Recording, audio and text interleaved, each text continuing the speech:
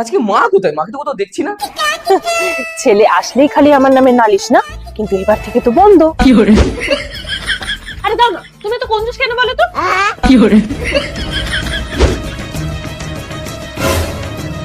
মিথ্যা বলে কাটা কাটা টাকা দিয়ে বয়ফ্রেন্ডটা তোকে ফুর্তি করা, আজ থেকে তোর বাইরে বেরোনোই বন্ধ। ঠিক আছে, অনেক হয়েছে, তুমি যাও।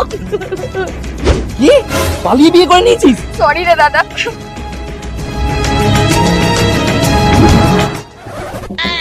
কি বয়ফ্রেন্ডের সাথে ঘুরতে যাবে? আরে আমাকে তোমার বন্ধুই ভাবো। হ্যাঁ পার্কে। হ্যাঁ পেয়ে গেছি।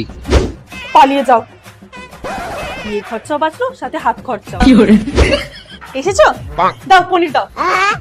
কি কতবার বলে দিয়েছিলাম, সব রেডি করে রেখেছি, এবার রাতে কি খাবো?